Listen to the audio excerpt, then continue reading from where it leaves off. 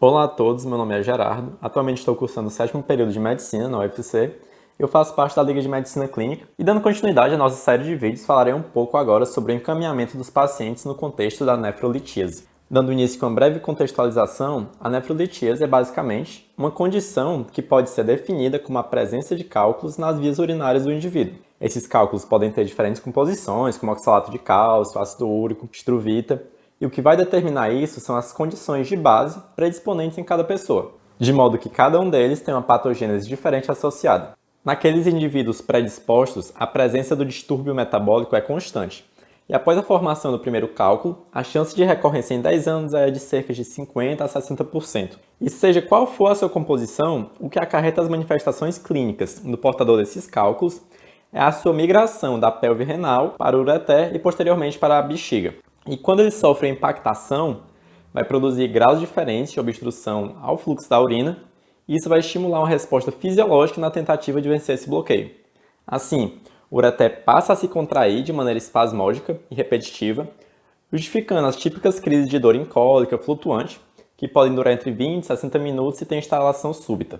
A dor é tipicamente lombar, e a sua topografia tem grande correlação com o local de impactação do cálculo, podendo irradiar para flancos, virilha, genitália. Inclusive, a impactação na parte inicial do ureter pode ocasionar sinal de Giordano precocemente positivo por meio da distensão aguda da cápsula renal. E nesse sentido, é importante ressaltar que a cólica renal, ainda que largamente associada com etiologias litiásicas, deve ser diferenciada de outras condições com caráter de urgência que necessitam de intervenções mais precoces. E alguns sinais e sintomas podem ajudar nessa diferenciação, como por exemplo, a identificação da irritação peritoneal com sinal de Bloomberg positivo no exame físico vai denotar uma etiologia intraabdominal para a cólica, e isso pode sugerir uma diverticulite ou uma apendicite. Já a mobilização dolorosa dos anexos ginecológicos associada a uma história de menstruação atrasada pode indicar a presença de uma gravidez ectópica, que pode estar rota. E a febre alta também não é uma sintomatologia muito comumente associada com a impactação do cálculo, devendo aventar-se, nesse caso, uma possibilidade de uma infecção secundária à obstrução. E, por fim, a apresentação da cólica nefrética em idosos sem uma história pregressa de cólica renal deve levantar uma suspeita de uma rotura em aorta abdominal. Por outro lado, existem fatores que, quando presentes na anamnese, reforçam a suspeita de uma etiologia litiásica.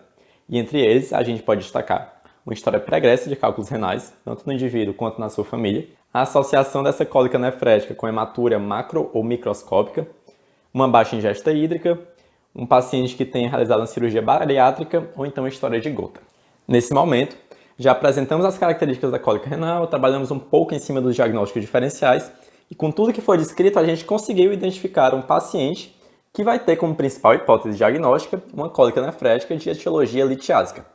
E há diversas opções de conduta que são disponíveis para aqueles acometidos com uma cólica nefrética.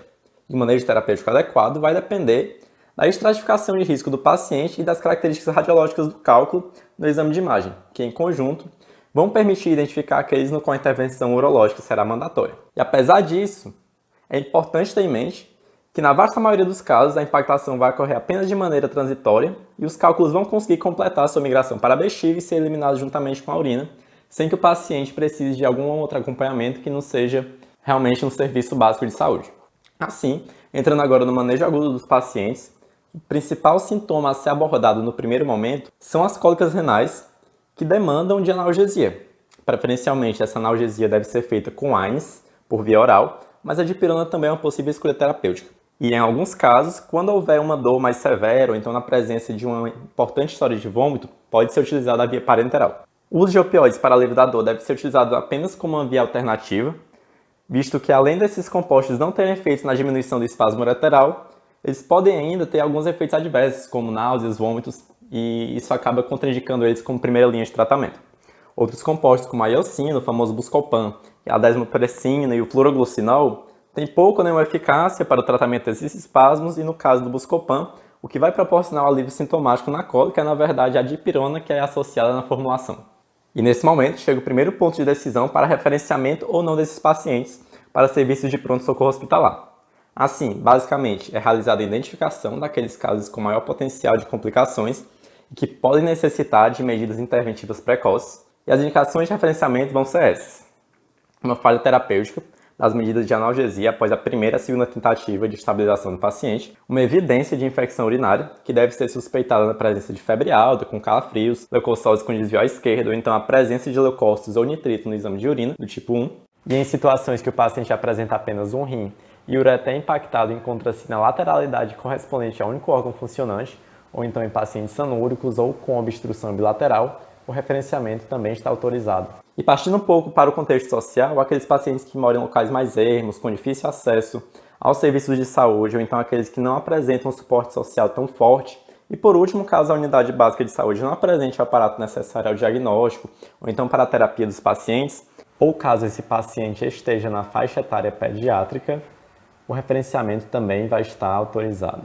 Se o paciente não se enquadrar em nenhuma dessas características, inicialmente é interessante manter ele em regime ambulatorial e proceder na investigação diagnóstica com a realização de exames de imagem para constatar a presença do cálculo impactado no ureter e também saber se há mais cálculos presentes. E a avaliação do tamanho do cálculo é de grande importância porque ela vai predizer a probabilidade desse cálculo de ser eliminado espontaneamente. E nisso, cálculos maiores que 10 milímetros têm a possibilidade remota de eliminação espontânea, sendo um importante ponto de corte para a escolha terapêutica. E além da ultrassom de rins e vias urinárias para a identificação dos cálculos, a realização do exame de urina tipo 1 ou AS deve ser realizada sempre que possível para todos os pacientes, no intuito de avaliar uma possível hematúria ou ainda surpreender alguma eventual infecção. A radiografia de abdômen pélvico não costuma ser utilizada na rotina, pela sensibilidade e especificidade não tão elevada, mesmo se houver a suspeita de algum cálculo radiopaco.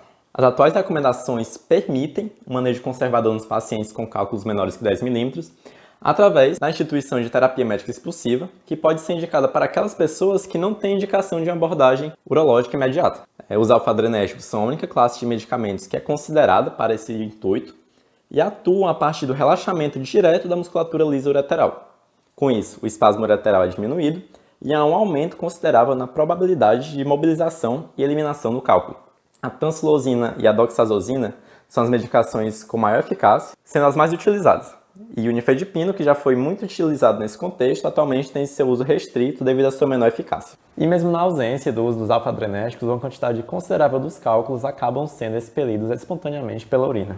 E esses agentes farmacológicos acabam tendo maior benefício em cálculos com tamanho entre 5 e 10 milímetros. O período de 4 a 6 semanas foi instituído por ser aquele no qual o cálculo tem maior probabilidade de expulsão, e é necessário uma reavaliação do paciente com 1 ou 2 semanas de terapia para verificar se houve a migração do cálculo.